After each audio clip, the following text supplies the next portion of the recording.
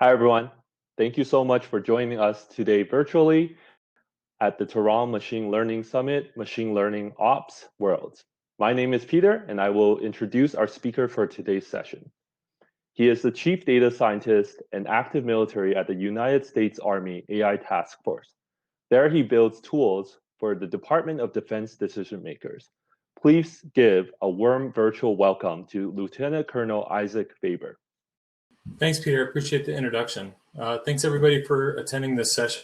Excited to be a part of it. And hopefully you guys learn a little bit about what we're doing in the DoD. And I plan to go straight through the slides. So this is going to be a bit less of a technical presentation, a bit more of an operational discussion about how you would do AI and ML ops in such a large organization. And so to sort of like frame this discussion before I jump into the slides, I want to point out, I think that there's, interest in like large portions of the government, particularly the military, using artificial intelligence technologies and concerns. And we'll get to some of the ethical discussions, which I think might be in the front of folks' minds. But the thing I want to put aside, other than sort of the obvious questions for a moment, and point out that the organization that we're building AI technologies for is enormous. So the Army right now is the United States Army is about 1.3 million people, massive organization, maybe the largest IT system globally when you put it together. So even within the federal government, I believe the Army is the largest single entity if you break down the different structures. So extremely big organization, extremely large budget. And what that means is that when we go to buy things, it takes a really long time because it's such a big cost to our government. So typically when we buy what we refer to as a platform, whether it's a new vehicle or a new helicopter, those purchases usually take decades. And here we are in a conference on machine learning ops. And I've been doing data science for a little over a decade now in a bunch of different places in the DoD. And I will tell you, this term ML ops is brand new, right? It is like maybe a couple of years old. There might have been a few people who used it 2 or 3 years ago, but really it's like something that's only come into its own in the last couple of years. Even the toolings and platform around doing ML ops are still in their infancy. I mean, we see like some commercial products that are available that enable it, but they're also very new. The processes of building machine learning models and deploying them out into production are also fairly new. Most folks relying on open source capabilities or very highly customized proprietary solutions. So you think, juxtapose those two things, that this concept is really new, and the organization that I'm representing here takes a really long time to buy things. So it's I think, a sign of the times that we've taken the time as a large government entity to take a step back and say, these sorts of capabilities are important, they're foundational, and if we don't pay attention and incorporate them quickly, now, that we'll be in trouble and we'll be behind the power curve as it concerns other competitive entities. So with that, I'm going to go ahead and jump in the slides, and we'll get going.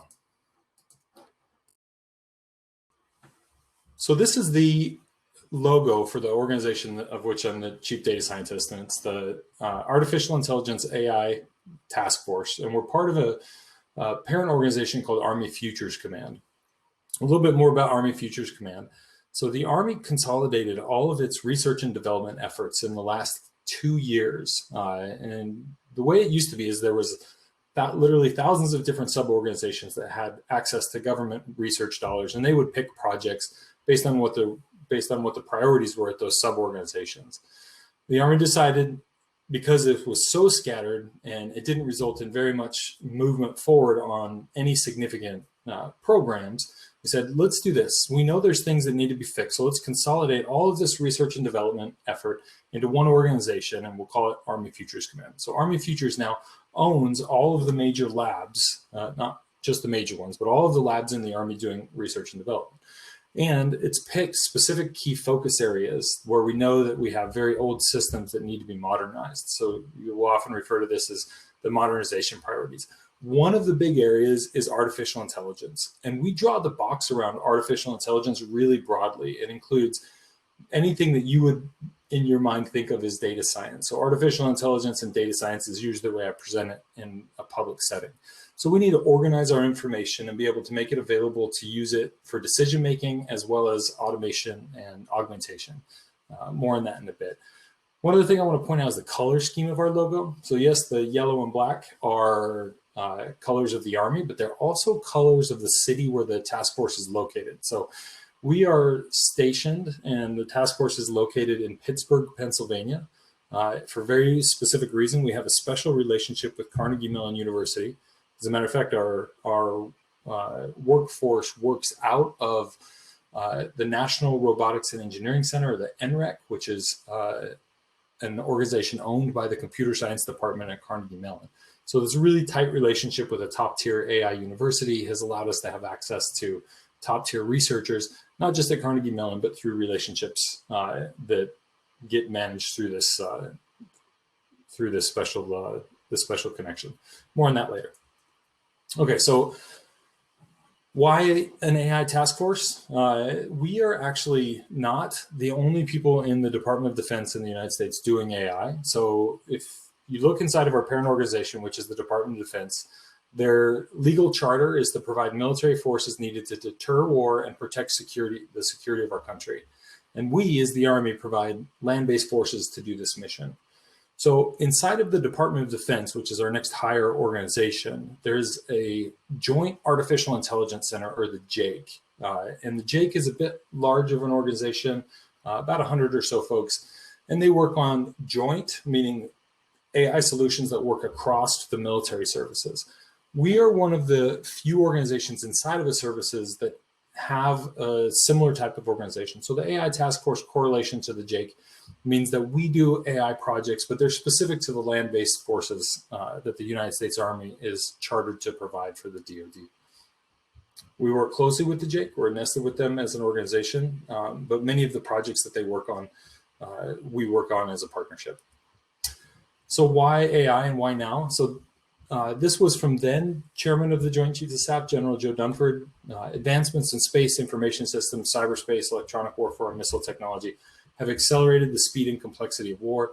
And basically what that means is that if you look at the soldiers that are out in the field now, they have this significant burden of information. So the point here is this quote. I want to emphasize a couple of things. The emerging operating environment, which is where soldiers have to do business, has an endless stream of information, which has become a burden. That burden means that is defined by this really large sets of information coming across new and modernized equipment. So soldiers didn't used to have to deal with this much information. So it used to be very, fairly simple manual processes that could be easily understood. And we had soldiers that have, specific roles, and within the confines of those roles, they would have to manage, a relatively low amount of information. So it used to be much more of a physical task. And recently, this huge amount of information has grown, and it took this more physical task to one that's got a lot more cognitive load. So we believe, as an organization, that this cognitive load can be relaxed by taking advantage of AI type technologies. That AI is going to be the thing that will allow us to integrate more technologies to do our jobs better, and at the same time, make sure that the soldier doesn't get overwhelmed while they're doing their job. So we have many different application areas of things that we do. So we don't just support combat operations. As I'm sure you've seen or heard throughout the news, both with the riots that have been going on and the protests and what happened during COVID-19, we have many different uses where we'll go out and perform services. Disaster relief is another very common service that we'll do. You'll see lots of different applications, medical services. As a matter of fact, a couple of months ago during COVID-19, I'll mention it here in a second, that we used a lot of military medical facilities to augment civilian capabilities in case that there was excess overflows. So if we take these applications and we say, okay, how can we do this better? We have a limited budget, we have limited personnel, training them and equipping them is expensive. Are there ways that we can take advantage of these technologies to do better? And we'll use disaster relief as an example. So we call this mission humanitarian and disaster relief, or HADER. And the answer is yes, that we can take advantage of AI capabilities. And so what you're looking at here is a computer vision application that was developed by the JAIC. The image on the left is identification of damaged building. So when you send, for example, the National Guard into an area when they need to go resupply places, they could use this sort of a capability to know which spaces to go first. And the application on the right is also a computer vision application on satellite imagery that looks at flooding. So you could see during the disaster, what is the change in states of flood over time. And again, this allows us to make better decisions about resourcing.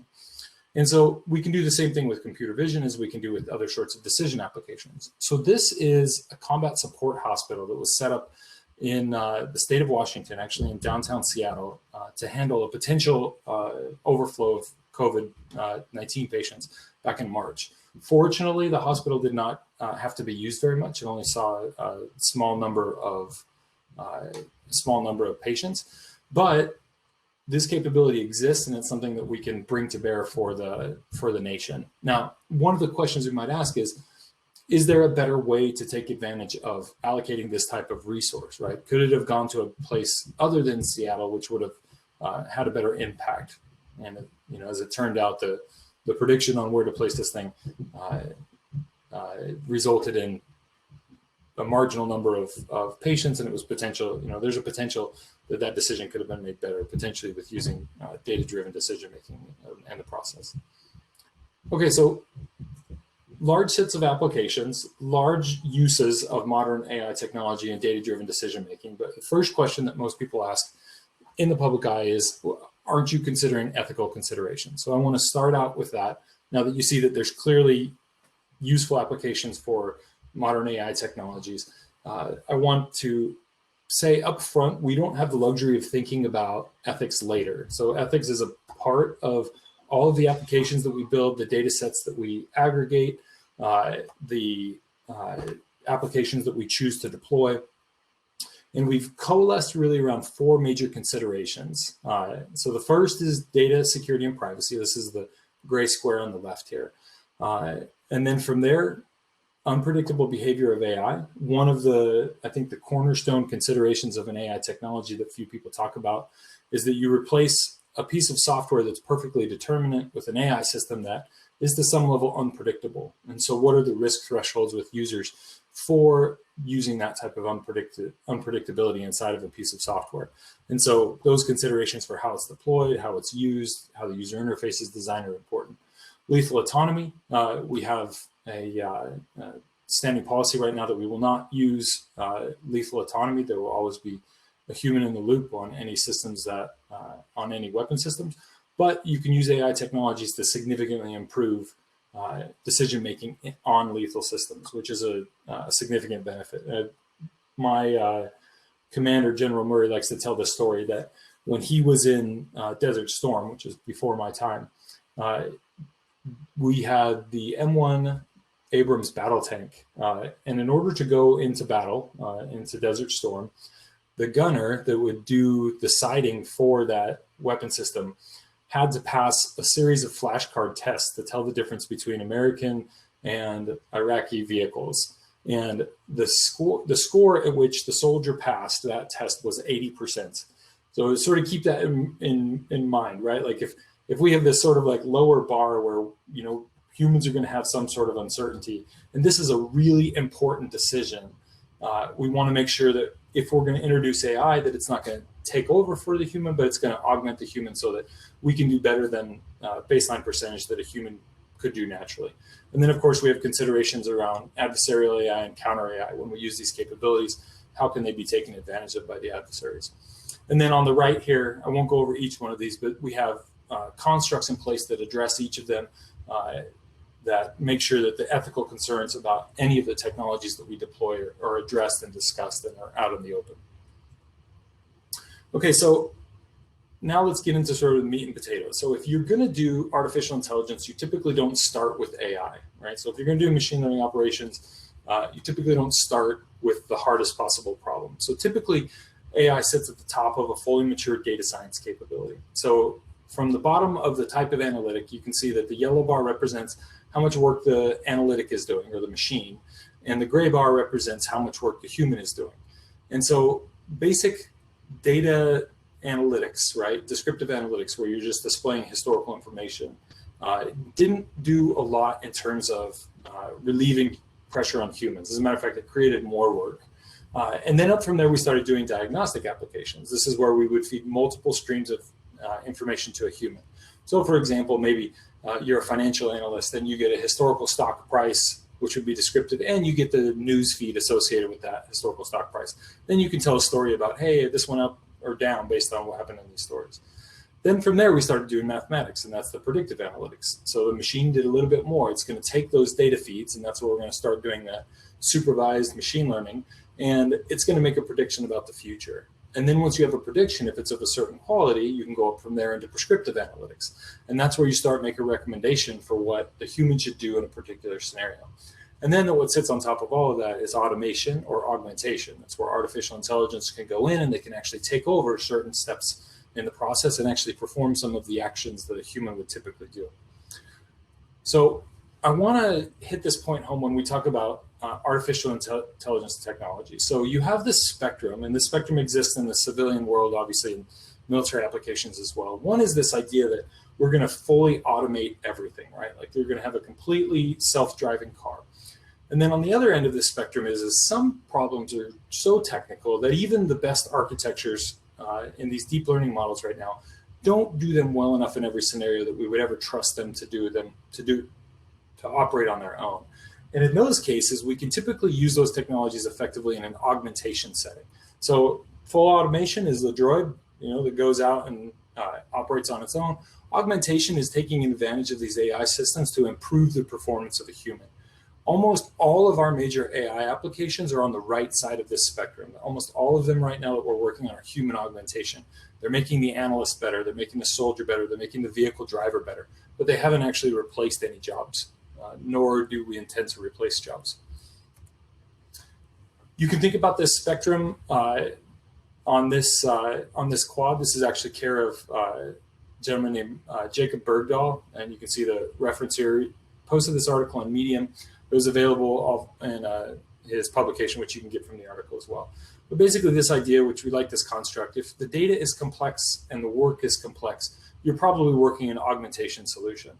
Whereas if your data is not complex and your work is pretty simple, then you can do automation. For us, those automated tasks are typically more business processes. And the things that are harder being like, for example, out in the vehicle or in the field somewhere, we typically look for solutions that do augmentation, that complement the human as opposed to replacing them. Okay, so why now? There was actually, as I'm sure most folks on the call are aware, right? We started seeing big improvements in deep learning back in 2012. So about 5-ish years later, when the technology was proven and sort of hitting its apex, we started seeing AI trickle its way into national defense discussion. So specifically, the National Defense Strategy came out in 2018, described AI as important focus. Then they published the DoD AI strategy in 2018, and then the White House Executive Order in 2019, which created the JAIC, or the Joint Artificial Intelligence Center. In addition, specific to the Army, we have this concept called multi-domain operations, which is where all of the domains come together and synchronize. And in order to do that, we view artificial intelligence as a key enabler. So all of these things come together, and this starts the motivation that, hey, we need to start building these AI capabilities in a way that they can meet the needs that we're going to have for multi-domain operations and the requirements that are stated out in the National Defense Strategy. Okay, so when the AI Task Force was established, it was actually established by then Secretary of the Army, now Secretary of Defense, Esper, and he charged the task force with doing 6 things. First is identifying existing machine learning initiatives. So enormous amount of research had been going on in the DoD with machine learning initiatives. It was actually a non-trivial task to find out what all the projects were across all of the budgets being scattered all over the place. The second thing is develop frameworks and methods to scale projects to the enterprise. So this is relevant to the conference here. How is it that even when we find a great technology that we can actually build it and scale it in a way that we can move it out into production? A few other things that are probably specific to any large organization: reviewing policies that impede deployment of AI technologies to the Army. We have a lot of old systems for buying software that hamper our ability to move quickly in systems like this, and we're in the process of replacing those. We're also required to establish an AI test bed. How is it that we're going to test these systems, understand their uncertainty, and be part of the deployment process? Develop a talent management plan, make sure that we have competent data scientists and data engineers that can manage these systems, and then provide support back to the JAIC for national mission initiatives, which were spelled out in the DoD AI strategy. And at the end here, we have a team that rapidly integrates and synchronizes AI across the Army and the DoD. And this is a non-trivial task, like I mentioned, an organization that's 1.3 million people strong, fairly significant. Okay, so in order to tackle those things, we organize ourselves into what we call LOEs, or lines of effort. The first was, starting on the left, achieve early wins, so a small portfolio of early projects. Then establish an Army-wide AI culture, then evolve the infrastructure to be able to do AI, and then last, set the conditions for AI adoption and integration. So to go from basic research out into something that we can put in the hands of a soldier that they can use. So the first LOE this year, this past year, we conducted 4 different projects. The first was predictive maintenance, focused on one of our aviation platforms, collected an enormous amount of information off the sensors that were already resident on the helicopter, and attempted to predict different sorts of failure modes for the engine of that aircraft. That project made its way into web application that's now being used by the organization that owns those aviation platforms. And down from there, automated threat recognition. This is computer vision from a ground-based vehicle. And then down from there, intelligence support to long-range precision fires. This is computer vision on satellite imagery. And then down from there, our least mature effort, which was talent management, where we were doing things like support for branching or job recommender systems. So with such a large organization, we want to do a more effective job of matching folks' resume to the jobs that they have available to them. And so a little bit of natural language processing projects. So what we learned going through each of these programs is that right now, the only way that we can build AI systems is to do them in a siloed fashion. So each of these things are possible, and they all resulted in solution and products that are being used in the Army right now, but they can't share between each other very effectively. And so a lot of like manually moving data around. Even projects that are being done that are similar have hard times collaborating. So the goal here is in the next steps at the bottom, there's a lot of military acronyms, but the idea is that we want to take those lessons and we want to codify them into documents that are shareable across the organization that help us to motivate the right investments in the future. So LOE 2 is establish an Army-wide AI culture. The way that we're doing this is recruiting and training AI engineers and scientists. This is part of the special relationship with Carnegie Mellon University. This year, we'll be sending 30 students to Carnegie Mellon to attend different programs in data science, data engineering, and what we're calling cloud technician or cloud engineering. And of course, a couple of other things we talked about, make sure that we can scale that out to a really large enterprise. And we also want to make sure that once this workforce is trained, they're able to do experimentation and development. And the ethics that I talked about earlier, that they're consistent. This training isn't just about learning capabilities, but it's also about asking important ethical questions early. Okay, so if you think about this workforce, we've sort of drawn these archetypes into different categories. So what sits on top are executives, or people who consume the AI development products. Down from there are professionals. Those are folks like me, masters, PhD, folks who understand the nuances of the algorithms. Down from there, we have technicians.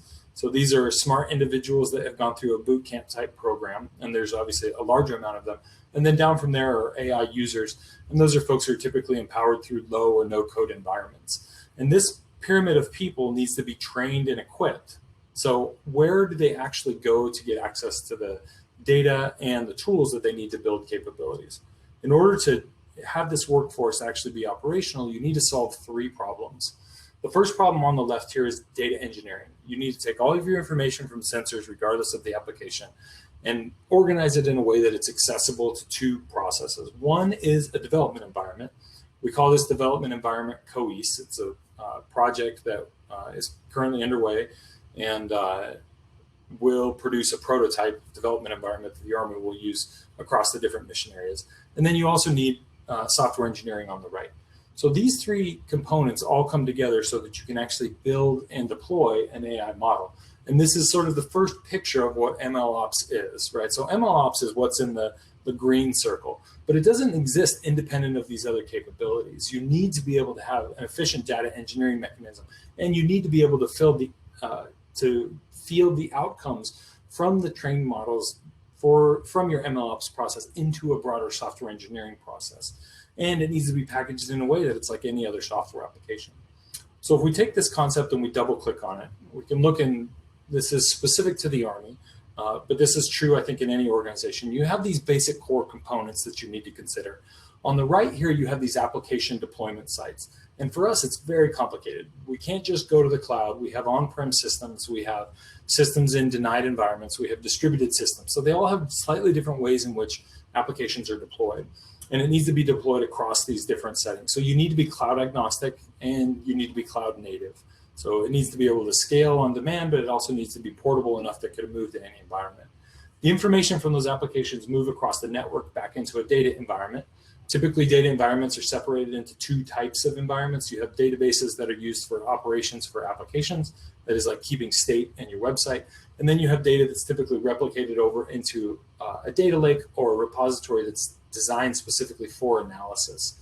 That analytical database then makes itself available to the AI development environment. So you can build those machine learning data sets that are curated in the AI development environment. That's where things like data labeling happening, curating, model training, model management, and then model packaging for deployment. So everything from business intelligence, building simple dashboards, all the way to machine learning operations happens in this AI development environment. And so for us, this is a really challenging problem. You can't just have one instance of an AI development environment. It's globally distributed. It's distributed across different classification systems, and it needs to be able to work not just in the cloud, but portable enough to be able to work out on-prem. And then those solutions that get built from that environment need to be able to drop right into a software development environment. And you'll notice on this slide at different points, I have these stop signs. They're called breakpoints. In a large organization, I think this is true in other organizations as well. There's things that you can do that make this process really a lot more hard than it needs to be, or in some cases make it so difficult that it becomes effectively useless. So I like to point these out. So if you're gonna, how to break an AI system, if you're gonna build an AI system, an MLOps capability in an organization of any scale, and this is probably, many of these are probably even true for a startup, you have to have these considerations. The first is the network. It's the most important thing. For many folks these days, that's not too big of an issue, but if you're in an IoT setting or you have any sort of distributed requirement, the network is the most important thing. If you have poor bandwidth, it's going to make it very challenging, and the considerations for where you deploy things are important. The data environment, where you store things. If your data is stored in an environment that you can't do machine learning on, that is, that you can't do machine learning where the data resides, it means it needs to be replicated every time you have to build something. And maybe that's okay, but you've got to think through what is that data lake technology, and is it operational enough to meet your needs that scale out to different projects, as opposed to just the ones that are important today. Then your AI development environment, if it's not built with access to scalable cloud native resources with specific technology for acceleration, specifically GPUs, then obviously you're going to be in trouble. We have a number of statistical software packages that the Army has used for years, but none of them were ever developed with GPU acceleration in mind, because at the time, of course, you wouldn't think. But now it's a major requirement.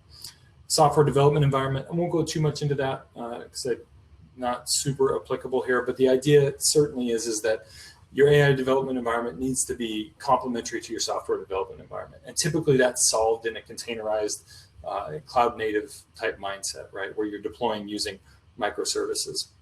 Those microservices do need to be standardized. And then deployed applications. You need to make sure that your applications can be deployed effectively. For many of these AI systems, it means that the hardware has to be AI ready.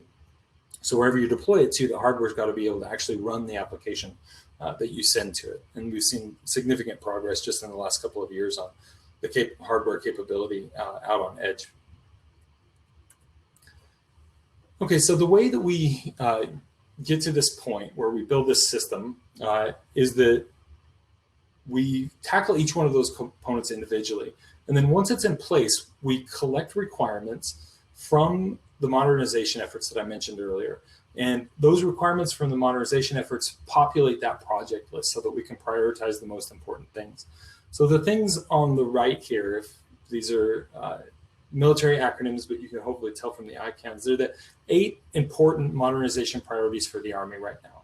So long range precision fires, future vertical lift is a new helicopter, next generation combat vehicle, semi-autonomous ground vehicle, robust network, soldier lethality, air and missile defense, advanced precision navigation and timing, and a synthetic training environment. Each of these components, each of these modernization efforts, each has components that require artificial intelligence. So what we do is we've organized through Carnegie Mellon an organization called the AI Hub. And we grab the requirements from the modernization efforts and we crystallize them into documents that we then submit out for bids. And so the Army Hub, that, like I mentioned, managed through Carnegie Mellon, reaches out to industry partners and academia, so not just researchers at CMU, but anybody who's part of the hub, which any university can be. And we collect responses from those submissions and then pick projects that best meet the requirements. So in the last year, it's been a very efficient process that we've proved through those first 4 application areas that we can do this effectively, that we can pull these things in, we can build requirements, and then we can go out and we can move through the machine learning process at the early stages, push things into software development, and then deploy them out into a capability that's useful for an end user. And then doing this at scale means that that platform's got to be agnostic to the capability. I would say one of the biggest challenges, let me go back to, one of the biggest challenges is that your organization will solve this problem for each of these components, but you'll solve it for a specific use case, and you won't solve it generally. And what I mean by that is that you'll select components that are optimized for, so let's say, a computer vision application for a specific modality. But when something comes along, for example, doing analysis on a virus, the system is not designed to do that. So it makes it challenging to pivot out of that original application. When you build these components, you want them to be general use. And that means that you're flexible enough so that when it comes time to change to a different application or a different use case, that your platform's flexible enough to move with you. And that's what we're doing here is that as we bring in new partners, they can join the platform, and that allows us to scale up both personnel and projects. And with that, I'll stop and we can do questions. All right, so Faraz, what's the biggest challenge faced by the task force when implementing solutions, given the breadth of stakeholders in the organization? I would say that right now, the biggest challenge is coordination.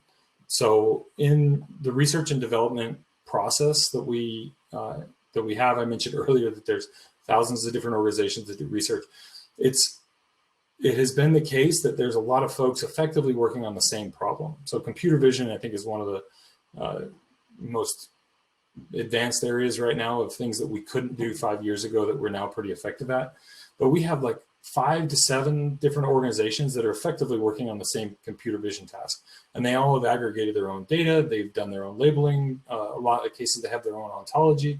And then when they go to share models, none of the models are compatible. Everybody used a different framework for training. So it was all sort of like flavor of the engineer. And without that standardization, it created a lot of rework. And then honestly, that, I don't want to say it, that we couldn't use it, but we learned a lot of lessons from products that we couldn't eventually move forward because they weren't compatible with ultimate solutions. So I think that coordination standpoint and answering those questions up front, like, especially if you're in a distributed organization, you need to make sure that, you're not limiting innovation by, everybody uses a specific deep learning framework, right? And if you need to be flexible from that, you can. But everybody uses the same ontology, right? Or maybe even everybody uses the same labeling system, or we're going to share labeled data sets and we're going to build a way to manage that. Those things are all challenges that I think are significant, and they expand in the size of the organization. Any insight or thoughts on where Canada or other actors are on AI adoption and development? That's a good question. I don't know specifically. I was in a multinational meeting about 4 months ago, I think just after Christmas. And so I know in the UK, they're doing some super interesting stuff with computer vision. I would imagine the same thing's happening in Canada. Typically, what will happen is that United States will move forward on capabilities, and then we'll share with partner nations. But in this case, I think that Canada has had like pretty impressive base for AI talent. So I'd be surprised if they weren't doing something interesting. So maybe I could follow up a better answer than that.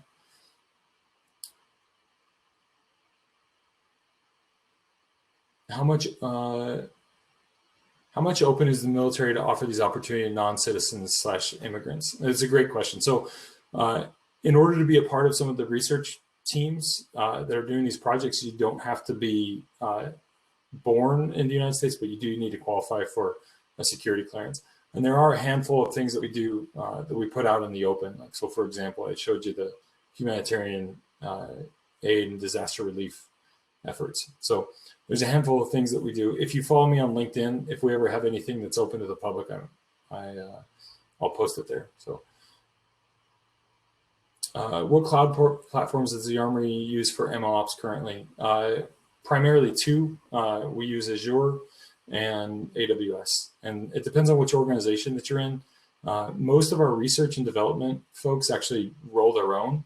We have a program called the HPC, or the High Performance Computing Center, which is a series of supercomputers, a couple of them designed specifically for AI. They're fairly new systems that have significant acceleration. So those are actually on premises at different Army facilities. But commercial cloud, Azure, Army Futures Command has an Azure-based system that we call MADE, or the Modern Application Development Environment, and it sits on top of Azure MLOps, or it has Azure MLOps as one of its capabilities. Though I think its use is limited right now. Oh yeah, and then AWS, there are a couple of organizations that use SageMaker right now. But I will say one of the things that I wanted to mention in terms of AI development environment, we are in the process of prototyping a number of different AI development environments. So we will certainly be cloud hosted, but agnostic. It depends on which the application area is. Most of the major contracts right now in the DoD are Azure or AWS. So we want to be able to work across them. Our development environment that we will prototype this year will be something that we'll build internally, designed to be able to deploy on a Kubernetes-like environment. Think about like Kubeflow specific for DoD applications. Do you have a GitHub repo? No, we don't have a public repo, just our website. But if we do share anything, I'll be sure to announce it. What are some examples of AI systems that have been developed to augment capabilities of soldiers in the field? So most of our intelligence applications, I think the most famous one right now is Project Maven, which is done at the joint level. It is a computer vision application for UAV and UAV footage, and so that system does not connect to anything other than the analyst, if that's the best way to put it. So the way things typically work with a drone is you've got a pilot, and then we have a workforce who's dedicated to viewing the footage to answer questions about what's going on around the world. And Project Maven makes that group of analysts whose job it is to view the footage a lot easier. But none of the analysts have been removed. As a matter of fact, I think most of them have even grown. It's sort of interesting that these new technologies actually create more jobs, not remove them. But yeah, so that's what happens. So typically an analyst that used to have to do all the manual viewing of all of the footage of all of the different assets at all times, which is a 24/7 job, we can automate a lot of that now using different applications. So significant, the analyst can spend a lot more time looking at things of interest as opposed to lots of noise.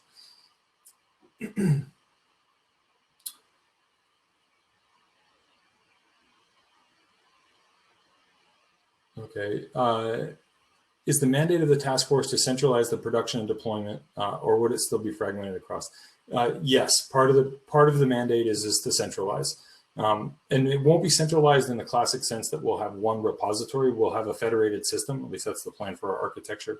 So it'll be like pocketed through all of the globe, but it's one of the reasons we'll be building our own system. But when the users log into it, it will just look like one catalog. But when you spin up a container, let's say you're going to work in PyTorch, you'll spin up a container, but that container may be, that it may be in the United States, it may be somewhere overseas, but to you, it'll just look like to the data scientist, it'll just look like a web interface. Okay. Are you using Kubernetes on jet engines? That is happening, but it's actually happening at the Air Force. So we don't have any jet engines in the Army. We're using Kubernetes for our development environment. We'll also be using it on a couple of deployed edge applications that are still under works. Yeah, Kubernetes is amazingly powerful. Still fairly newish technology, but the portability and scalability that it provides in terms of managing workloads is pretty amazing. It's like obviously intended for software development and software deployment, but works really well for AI development when it's helps manage those GPU accelerated resources. Do you also use autonomous drones for anything? So we have actually a pretty healthy portfolio of research projects that focus on autonomous drones. So the short answer is yes, but most of them right now are not deep learning based. So we'll be going through the process of augmenting some of the UAV capabilities with computer vision applications in the future. What has been the most innovative solution that has been deployed? As of right now, so we had probably the biggest, most obvious problem set in the Army was that both in Afghanistan and Iraq, we would drive convoys. So you have to drive from place to place. And it was like very predictable. And so it became the most dangerous thing a soldier could do was like literally drive from one base to the next. And you would go through these attacks, typically called attacked by something called an IED, or an improvised explosive device that some of you may be familiar with in the news. So we have a system right now that is intended to automate the driving of many of the convoy vehicles. It's called leader follower. You can look it in the news, Google it. But it's intended to replace almost all of the drivers in a convoy, save one. So we'll be able to move a lot more stuff a lot quicker and put a lot less soldiers out in harm's way. It was pretty neat. It's more than just an AI capability. It is also like a teleop. So if the AI runs into trouble, a soldier remote, and it actually uses an Xbox controller, which is interesting. The soldier will be able to remotely control the vehicle from a significant distance, which is pretty powerful. So getting more soldiers out of harm's way is a pretty awesome application. And that's the closest major autonomous capability that the Army has to fielding. Still a lot of bugs to work out, but pretty cool solution. China's been in the media for obtaining and can be legitimately R&D from more open nations. What's the half-life for design secrecy, better or worse than in non-AIs? That's actually a fantastic question. Almost all of this AI work right now is done out in the open. Everybody uses these open machine learning focused data sets to do all the benchmarks. And so at the end of the day, it's not about network architecture design. It's all about the data set that you use to train your architecture. So I think protecting something right now is all about protecting the data sets that are being curated for specific applications. And so, all the major nations will be doing this. You're going to be collecting things of interest that you want to find in video or pictures. And in order to do that, you need to build a really large data set. And that data set becomes classified very, very quickly, depending on what you're looking for. What's your timeline for Kubeflow trials or deployment? We're actually using Kubeflow in a couple of places right now. The prototype that I'm talking about, we're planning to build out that will be similar to Kubeflow, but specific to DoD and Army requirements for our networks and deployments. We plan to start building next month, and we'll have operational in about a year. So we'll have a major MVP milestone in about 6 months, and then an operational deployment a year from now.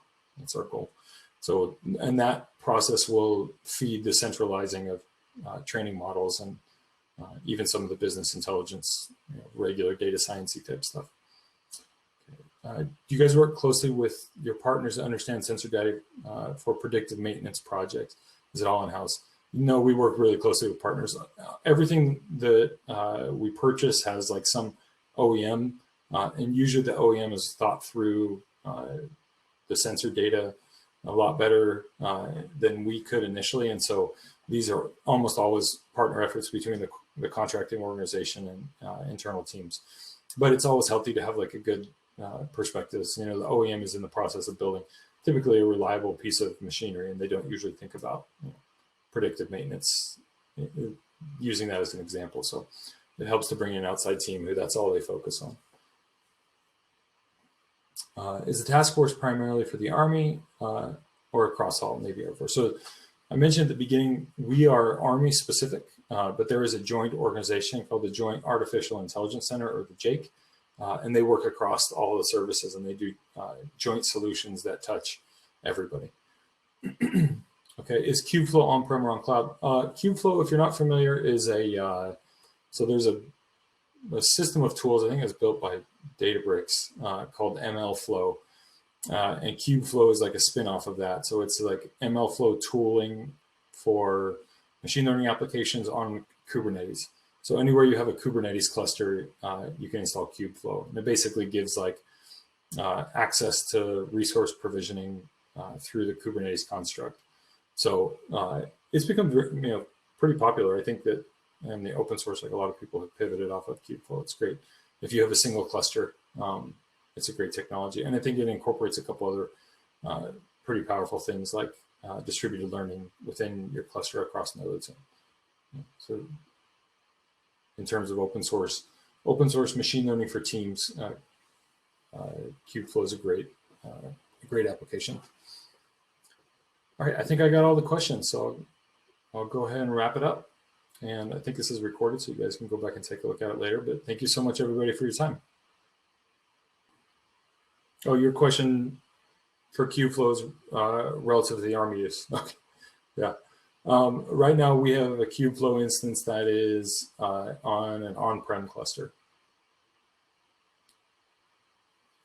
And I only know of one organization that's using it, and it's on-prem.